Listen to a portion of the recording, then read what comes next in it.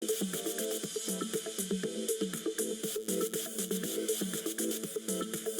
कहावत आपने सुनी होगी, चोर चोरी से जाए लेकिन हेरा फेरी से ना जाए।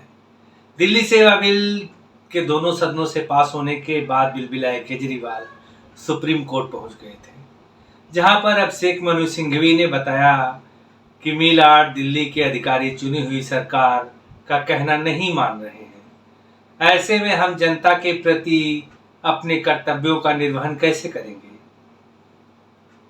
और क्या क्या हुआ कोर्ट में और क्या हुआ पंजाब में, सब जानेंगे।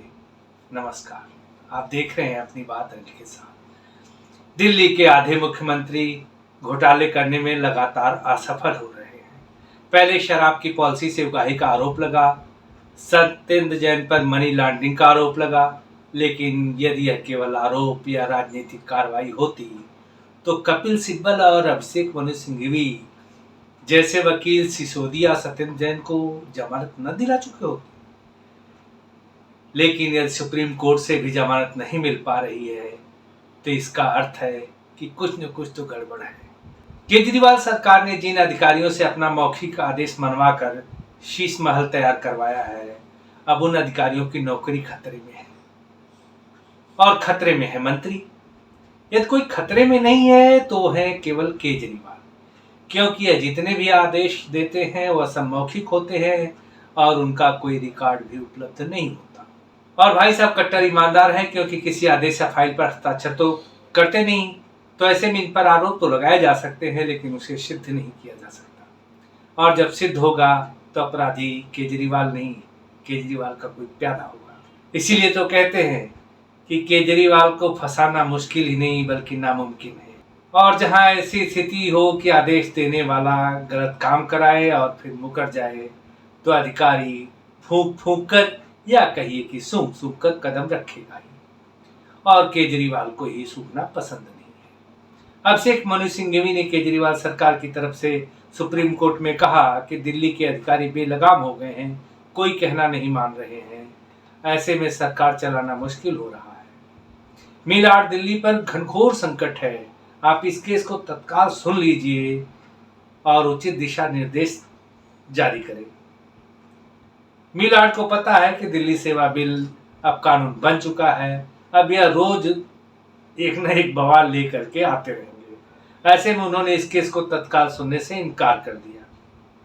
कहा कि हमारे पास संविधान पीठ की संख्या कम है और पहले से लंबित मामले हैं, इसलिए इसकी सुनवाई तत्काल हम नहीं कर सकते।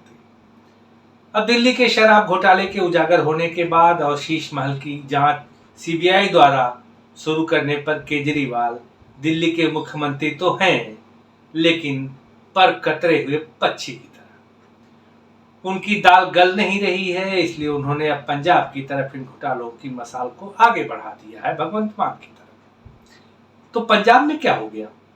जी हाँ, वहां भी एक टेंडर निकाला गया है। केजरीवाल को प्रधानमंत्री बनना है तो पूरे देश में चुनाव लड़ना है और उसके लिए धुआंधार प्रचार करना है। और प्रचार में पैसे खर्च होते हैं और इन पैसों को मैनेज करने के लिए चंदा चाहिए, लेकिन उसके रास्ते दिल्ली में बंद हैं। तब केजरीवाल जी ने अपनी ख्वाहिशों को पूरा करने के लिए पंजाब की भगवंत मान सरकार को अपना मोहरा बनाया है। केजरीवाल नीली वैगनार में चलते थे, वो भी दान में मिली थी, लेकिन अब उन्हें जहाज चाहिए और जहाज तो दिल्ली में मिलेगा नहीं। इसलिए उन्होंने पंजाब में वीवीआईपी मूवमेंट के लिए 6 महीने के लिए एक टेंडर निकलवाया, और जिसका खुलासा मानिक गोयल नाम के एक सोशल एक्टिविस्ट ने किया है, जिनका ट्वीट आप देख सकते हैं कि ट्वीट में उन्होंने 2 चीजें दी थी।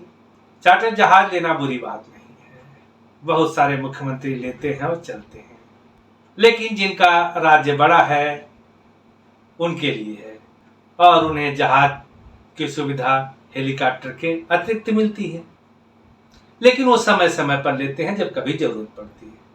लेकिन 23 जिलों वाले पंजाब में एक हेलीकॉप्टर पहले से है उनके पास, और फिर 8 से 10 सीटर जहाज की क्या आवश्यकता पड़ी, वो भी 6 महीने के लिए। अब इसका गणित देखेंगे कि ये टेंडर अगर अभी निकला है, जिसको 19 तारीख को खुलना था, 18 तक सबमिट करना था, अब ये प्रक्रिया पूरी होते होते नवंबर शुरू हो जाएगा, यानी 15 16 मई तक रिजल्ट आ जाएंगे लोकसभा के, तब तक। और अभी दिसंबर जनवरी में विधानसभाओं के चुनाव होने हैं। तो पूरा सब देख करके गुड़ा भाग करके एक टेंडर निकाला गया है। और इससे यह साफ है कि पंजाब सरकार की कोई आवश्यकता नहीं है। यह केजरीवाल के लिए लीज पर लिया जा रहा था जहाज। अब लिया जा रहा था या लिया जा चुका है इसको तो हम नहीं कह सकते, लेकिन मामला है कि यह प्रचार के लिए ही लिया गया होगा, बाकी जनता के लिए इसकी कोई आवश्यकता तो है नहीं। अब आप देखिए माणिक गोयल का ट्वीट। लेकिन माणिक गोयल के इस ट्वीट पर केवीवीआईपी का जो टेंडर निकाला गया है उसका जवाब देने के लिए सरकार सामने नहीं आती है, सामने पंजाब की पुलिस आ जाती है। पंजाब पुलिस ट्वीट में लिखती है, जो आप स्क्रीन पर देख रहे हैं, कि the document shared by you in this tweet is a sensitive document related to security of state function reach facing serious and credible threats. This document is not meant for open public circulation, rather only for those registered on the procurement platform. अब इसी का दूसरा tweet, you are advise to delete the tweet, remove the document immediately in future too. भविष्य के लिए भी याद रखिए, you are advised to show discretion in sharing documents related to security of states or of state function reach. इस पर माणिक गोयल जी ने लिखा कि this document is no secret, it is publicly available on government of Punjab website. It would have been better if you had checked your official website before jumping the gun. Punjab police को tag कर। अब जैसा आप देख रहे हैं कि यह है eprocurement.punjab.gov.in पर पड़ा हुआ था। मैं ये बता दूं यहाँ कि ये डॉक्यूमेंट अभी वहां पर अवेलेबल नहीं है। मैंने चेक किया था, लेकिन यह समाचार पत्रों में भी आ गया, वायर में, दैनिक जागरण में, हर जगह छपा। A tender for an aircraft has landed Punjab of government in controversy. अब नीचे हाथ ऊपर किए हुए दोनों भगवंत मान और आम आदमी पार्टी के संयोजक केजरीवाल है। तो यह न्यूज में चल रहा है, वायरल है ये मैसेज। अब इस टेंडर की सफाई देने के लिए सरकार आगे नहीं आई। सरकार ने वेबसाइट से टेंडर हटा दिया, और ऐसा भी हो सकता है कि जो लोग रजिस्टर्ड होंगे कारपोरेट के रूप में वो लोग अब भी इसको देख पा रहे होंगे। लेकिन इतना अवश्य है कि पंजाब पुलिस को लगा दिया माणिक गोयल के पीछे पंजाब सरकार ने उन्हें धमकी देने के लिए। नहीं, धमकी तो नहीं दी है, उन्होंने सलाह दी है कि आप इसको हटा लीजिए। तो यहाँ सब कुछ हो रहा है, लेकिन वही नहीं हो रहा जो लोकतंत्र में होना चाहिए। पंजाब सरकार लगभग इस जहाज को 6 महीने के लिए क्यों दे रही है? कारण बता देना चाहिए था। 8-10 लोग इसमें बैठने के लिए क्यों चाहिए? कौन सी आपातकाल आ गई है? और ऐसी आपातकाल आने वाली है जो 6 महीने तक चलेगी, और पंजाब सरकार को पता है। अब पंजाब सरकार की आर्थिक स्थिति बता देता हूं कि बताया जा रहा है कि इस समय पंजाब सरकार पर 3,24,000 करोड़ का कर्ज है। लेकिन जब पंजाब में आप सरकार आई थी तब यह कर्ज 2,63,000 करोड़ का था। कहीं कहीं पर यह आंकड़ा 2,55,000 करोड़ का भी आता है। यानी पिछले 15 महीनों में मान सरकार ने लगभग 50,000 करोड़ से ऊपर का कर्ज तो ले लिया है। अब पंजाब में जितना राजस्व आता है 4% के आसपास खर्च होता है वहां के इंफ्रास्ट्रक्चर डेवलप करने में। बाकी कहां जाता है? बाकी खर्च तो आप जानते ही हैं। बिजली सब्सिडी में पंजाब का खर्च जो है वो चला जाता है लगभग 25%, 24.9 समथिंग है, या 24.09 ऐसा ही है। 24 से ऊपर है और 25% से नीचे है। पंजाब की जितनी कमाई होती है यह 27,000 करोड़ के आसपास है, और 111 या 113 करोड़ उनका कलेक्शन है।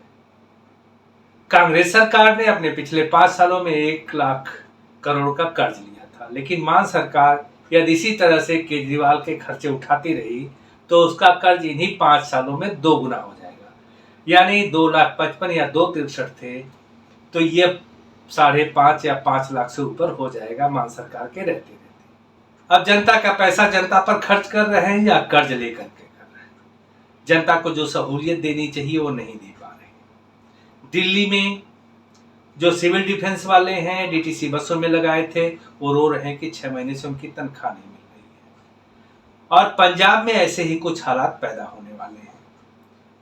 इनकी मंशा थी कि कहीं शराब से, कहीं डीटी से अलग अलग लोगों को फायदा पहुंचा के दूसरे दरवाजे से पैसा लेंगे, यानी सरकार का घाटा हो तो होने दो, लेकिन पार्टी खूब धमाके से चलनी चाहिए।